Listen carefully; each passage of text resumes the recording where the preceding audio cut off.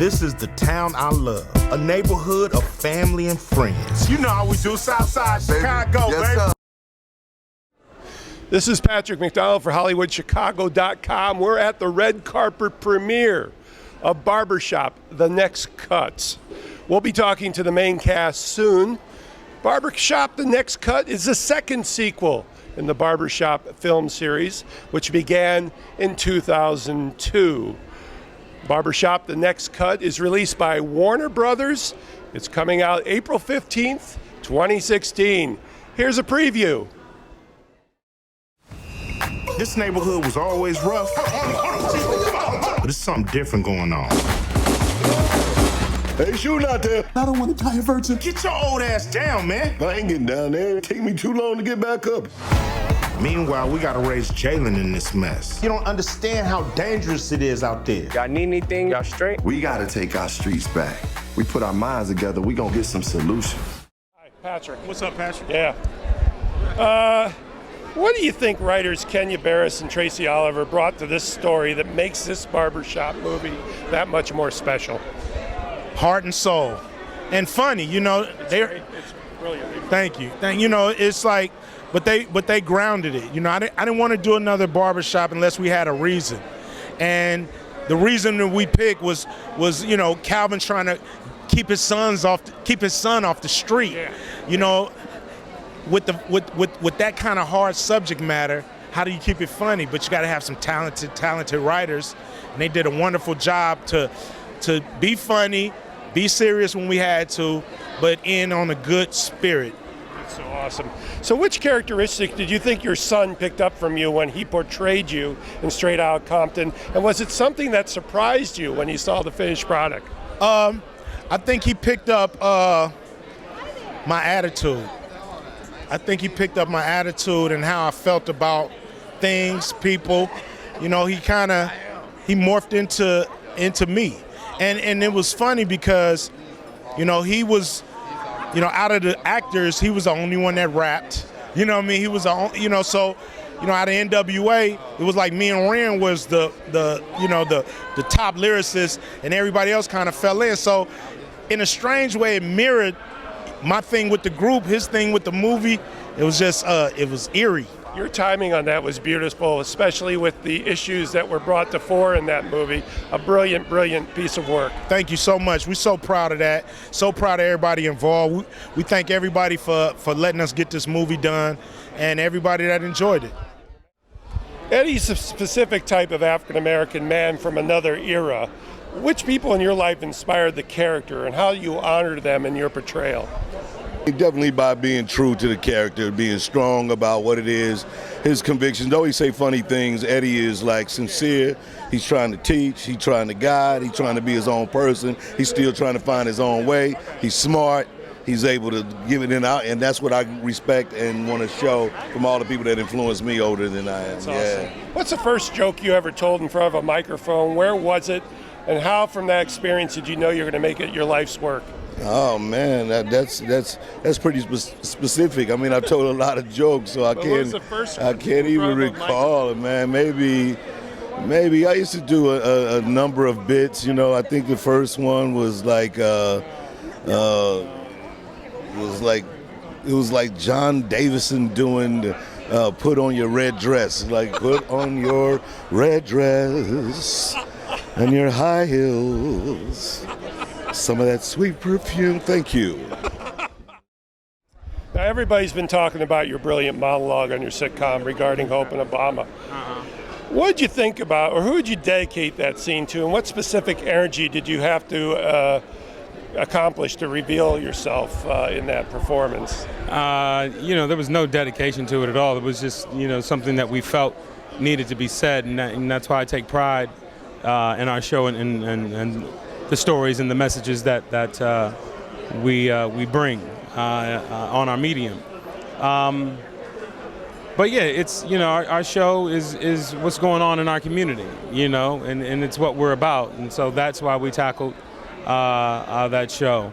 I've been a victim of police brutality, you know, and the majority of the men I grew up with in Compton were a product of that as well. So I know it firsthand, and it's a story that a subject matter that should be spoken about. Your show creator, Kenya Barris, how does he get into the culture of African Americans today that makes his writing so contemporary?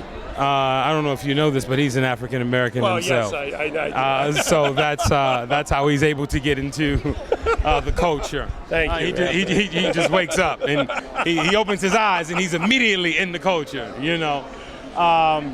But it's about our experiences, and that's all we're talking about. The stories that you see on the screen every week are from our lives. So that particular episode came by while he was sitting at home with his son, watching the Ferguson unrest, and his 4-year-old son turned to him and said, "Daddy, why is everybody so mad?" And that's what prompted him to write this script. Because what do you tell your children when something like that is going on? How do you have that conversation with them? Because it's a conversation that needs to be had, but how? And what our show did, it gave you different perspectives, and I hope it helped.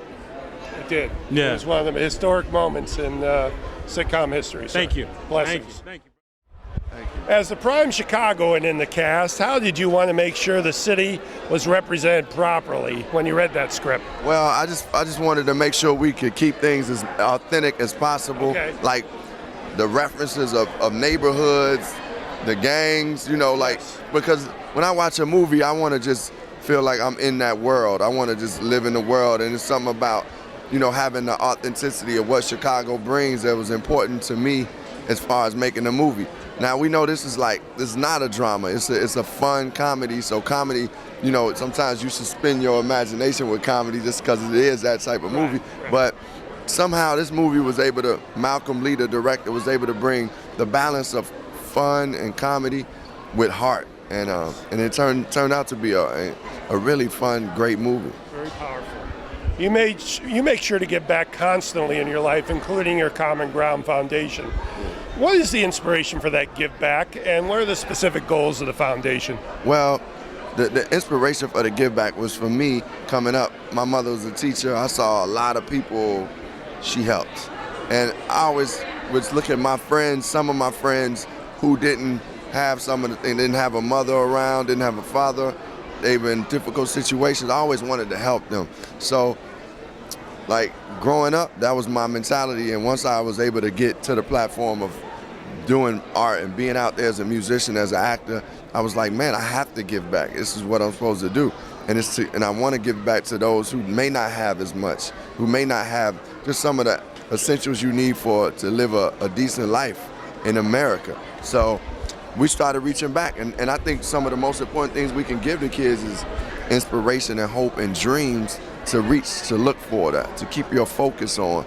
And that's what our program is about. We do that through academic work with them, helping them to build that self-esteem. We do it through emotional work with them. We do it through taking them to different programs. I mean, we have programs with them every month, but we take them to the camps and so they can go to different places and see new things. All of that is effective, so that's what we've been doing. You're a solid senator. What was the first song you wrote, and what does it still mean to you? The first song I wrote was called "Take It Easy." Oh yeah. Yeah, and I mean that's the first song that I wrote as an individual doing for my demo, and it ended up being my first single. Yep. And it means a lot to me. But I guess the song that means the most would be "I Used to Love Her" though. What acting preparation and technique did you use to portray a guy who hangs out at the barbershop all day? Oh, I just stayed home and looked at the wall and went, I think I got it. Good man. I think I got it, yeah. So you're breaking out as a comic actor after being known primarily for stand-up and writing. Yeah. How does the focus on being an actor differ from your other performance jobs? Well, basically, it's an escape for me, and for other people, it just shows the different talents that I have or whatever. And just showing people, it's a lot of things that I do as far as write and produce and do comedy, and so it was just me showing another side of skills, hopefully skill set that people like. I hope they like it, and yeah. You remember the first joke you ever told in front of a microphone? Yes, I do. What is it? It was about Sunny Delight. And it was about the little boy coming in with a gang of kids, going into his family's refrigerator, and they all drank the orange juice. And I was like, not at the black house. They will have to go to the water hose on the side of the house. Okay, as Angie, you had to be the flip side of Ice Cube's Calvin and making all the smart decisions in this business partnership. Who do you think was smarter and why? Well, you know Angie was smarter. She's a woman. No, you know what I mean? They had two totally different perspectives. What I loved is that I understood Calvin's decision making because he had a son. So I understood that he had to look at things from a different point of view. And I think Angie was just the other person who was able to say, but look at it from this lens as well. And, you know, to show, you know what, we can make a difference, and we did, even without it being perfection. Well, that's a wrap for the red carpet for the Chicago premiere of Barbershop, The Next Cut. I'm Patrick McDonald for HollywoodChicago.com, everything entertainment.